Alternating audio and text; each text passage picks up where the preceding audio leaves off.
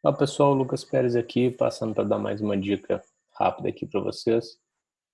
Resolvi gravar sobre a escolha do modal aéreo ou terrestre, né, aéreo ou rodoviário, como queiram chamar, porque é algo que sempre gera um certo desafio de escolha, desafio de gestão para quem trabalha tanto como transportadora como quem opera a própria logística aí dentro do laboratório. E qual que é o desafio? É que não existe uma verdade absoluta, uma escolha absoluta. Então, cada uma tem vantagens competitivas aí. O terrestre tem vantagens e desvantagens, o aéreo vantagens e desvantagens. Então, é isso que eu vou focar. Para não ficar longo e chato, foquei em 3 vantagens e desvantagens de cada modal aqui. Primeiro, terrestre ou rodoviário. 3 vantagens que eu listei, óbvio que tem mais 3 bem óbvias. Custo. Então, sem dúvida nenhuma, obviamente, em geral, o custo do terrestre ele é menor, é mais barato do que o aéreo. A questão de ter, muitas vezes, ser usado ônibus que tem passageiros, então você gera uma certa necessidade de resolução de problemas, se der algum problema naquele veículo, diferente de um caminhão. Então, dentro do terrestre, a gente ainda tem uma separação entre o que é de passageiro e o que é um caminhão de carga mesmo. Aqui no caso dos que são transportados em ônibus de passageiros, né, que existe uma área aí que atua assim, você tem uma necessidade de resolução, porque se esse ônibus, por exemplo, estraga, você tem passageiros ali que precisam de resolução. Tá? Então, isso aqui algumas vezes pode ser, pode ajudar. E a questão das curtas distâncias, né? A malha rodoviária para curta distância, ela é legal. Na verdade, a quantidade de cidade atendida no terrestre é muito maior, né? Você tem várias cidades, se a gente for comparar, você tem mais cidade que só é atendida no terrestre, né? Que às vezes nem tem aeroporto, ou tem um aeroporto muito precário sem atendimento comercial. E quando tem companhia comercial, ainda pode ser que não atue no biológico naquela cidade, naquele aeroporto, porque é muito pequeno.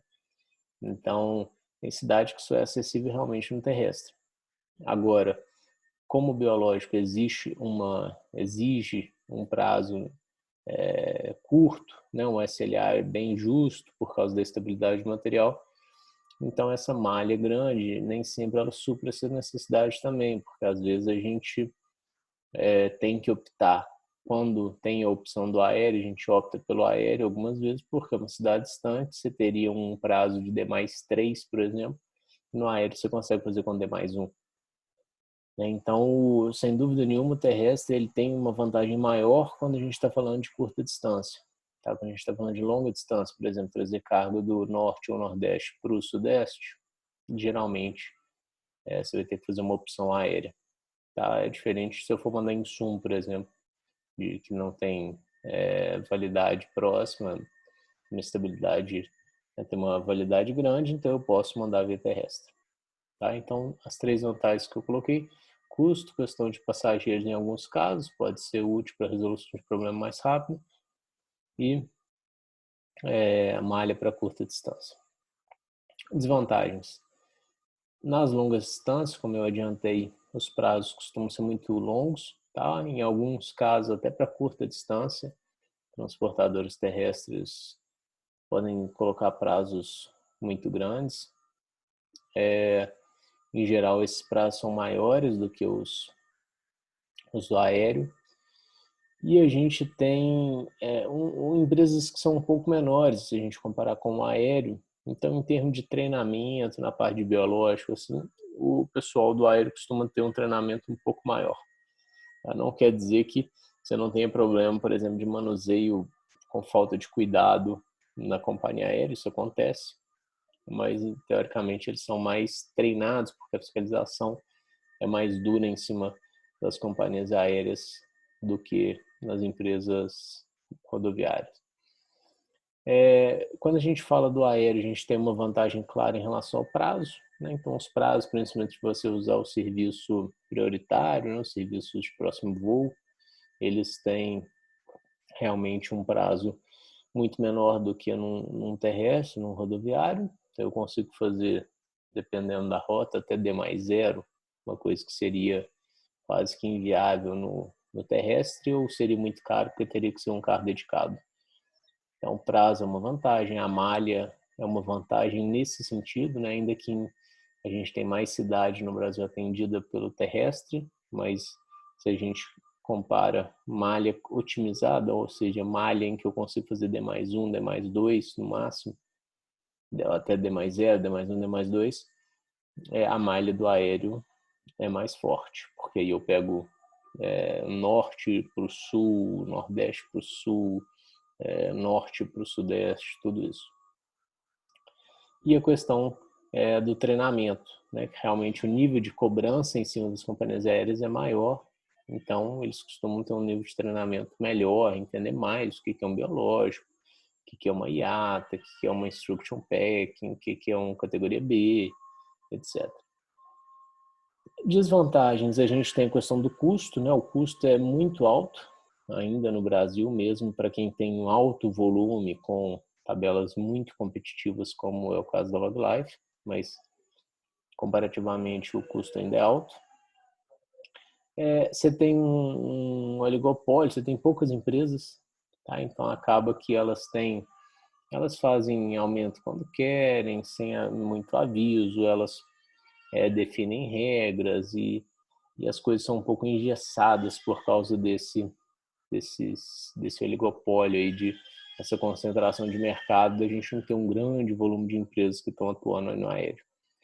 E a questão dos extravios e atualização do sistema, né, não é que acontece muito, né? O extravio é a coisa mais preocupante, uma logística, então toda a atenção é feita para que não exista isso, para que não aconteça.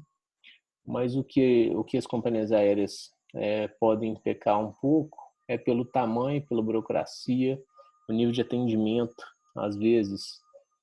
Então, um voo já chegou, mas não se atualizou ainda o sistema, de que a carga está disponível, de que foi retirada, então os sistemas deles às vezes demoram para atualizar.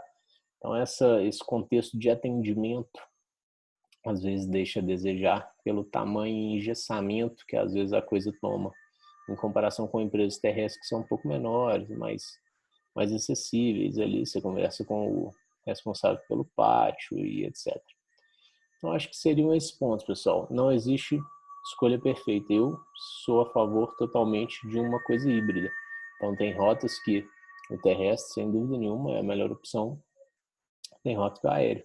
Então a LogLife, por exemplo, tem uma rota terrestre Rio-São Paulo, São Paulo-Rio, extremamente competitivo, prazo excelente. Temos, inclusive, mais de uma saída por dia. Prazo excelente, preço excelente e que vale muito a pena.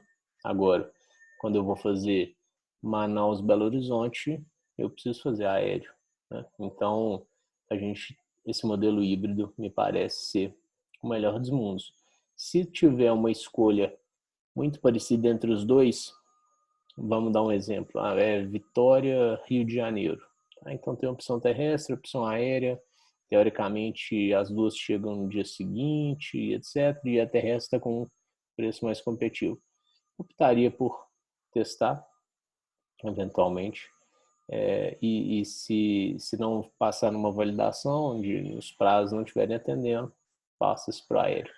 Então, isso é o que eu queria falar hoje. Até a próxima conversa, pessoal. Tchau, tchau.